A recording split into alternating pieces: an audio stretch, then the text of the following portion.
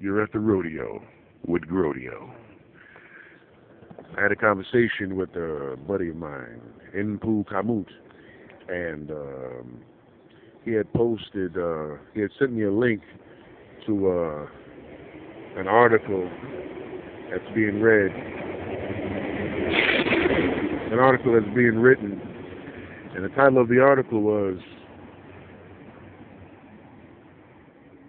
the ungendering of black women. You have to put that in a Google search, the ungendering of black women. And basically, the gist of the article was that a lot of these women, or I guess the consideration, the ungendering of black women by the police. And so the article is basically about the incident in California where the California Highway Patrol, the CHP officer, was beating a black woman on the side of the road, is punching her in the face, right? Just viciously just punching her in the face. And also, the police officer in Seattle that punched a teenage girl in the face. And also the recent event here in New York a few weeks ago, not that long ago, but a couple of weeks ago, where a police officer, he had put a pregnant woman in a chokehold and dragging her down the front porch of her steps because she was barbecuing, And so what the article is basically getting into was the how they're not, the police are not considering black women to be women anymore. So, we're being told all of these pseudo-feminist things about women, these ideals about how you should treat women and how women should be treated, but yet when it comes to black women, or maybe when it comes to dark-skinned black women, what we can do is we can avoid these considerations because they're not actually women. Now, there was an article written by Milton Alamati of the Black Star News. You can find that on his website, Black Star News, where he's mentioning the similar thing. But instead of saying the ungendering of black women by the police, what he is saying is that, there seems to be almost an unconscious desire or this urgency for rape amongst the police officers when it comes to black women.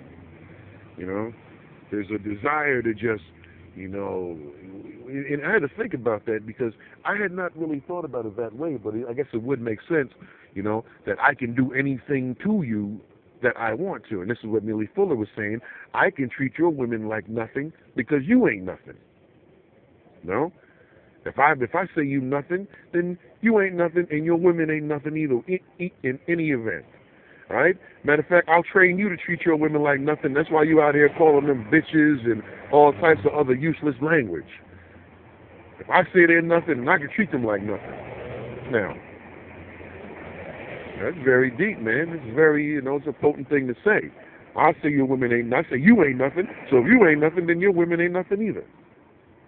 All right? And then Milton Alamati says that, it's almost like an unconscious desire for rape, for pillage. And that's a technical word. It's pillage. It's pillage. All right?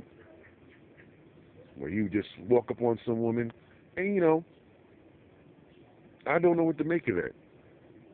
Because like I said in the previous video, what I think I'm seeing is a magnificent, a marvelous, an astounding expression of cowardice. I do. All right? If you see, I mean, you can judge for yourself, but if you see these white police officers, when they come up to a black woman, the first thing they want to do is beat her, and they come up to a black man, and the first thing they want to do is shoot him, or choke him, or jump him, or beat him, and they have to beat him en masse as a group, right? They never want to beat you individually. You see this from the Rodney King tape and several other things. Oscar Grant, I need my weapon to intimidate you. Rodney King, there has to be 6 of us to beat you down. Eric Garner, there has to be 5 of us to beat you down. All right? This young boy yesterday, Mike, that was killed in Missouri. I have to shoot you 10 times. You know, that's bro. That's an expressive. That's an expression of cowardice, and that is an exercise in the ultimate fear.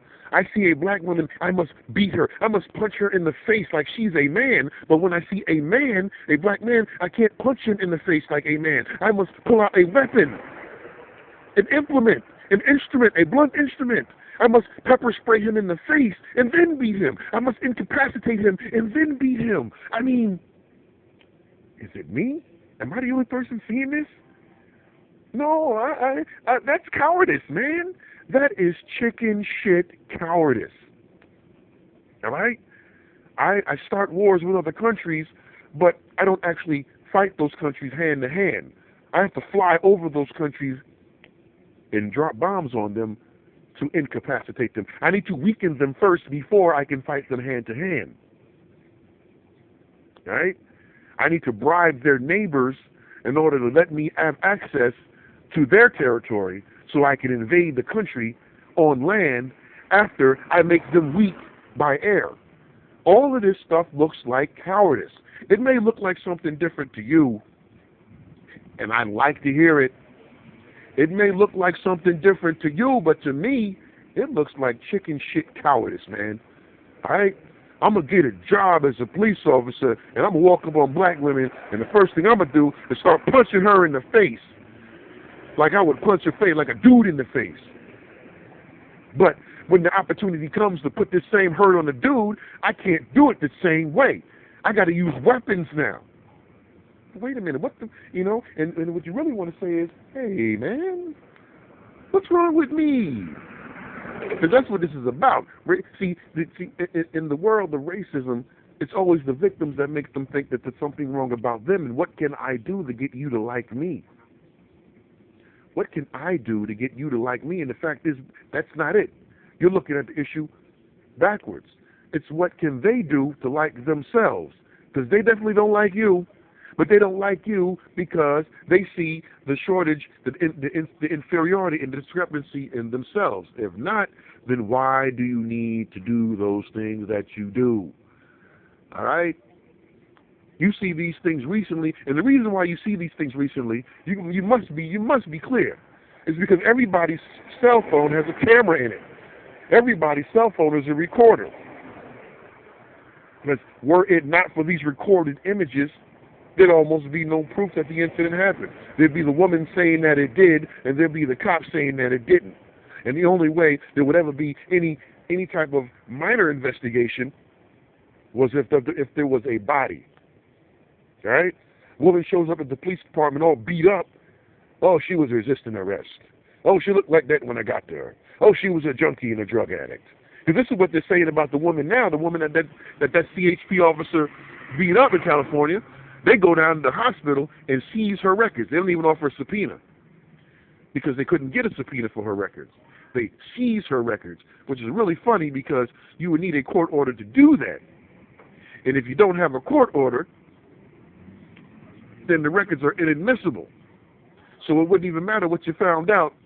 The record would be inadmissible. Even the report, everything after you took the record would be inadmissible in a court of law because you didn't have a judge's permission to get it. And that would be the difference between seizing and subpoenaing and sending a subpoena. Right?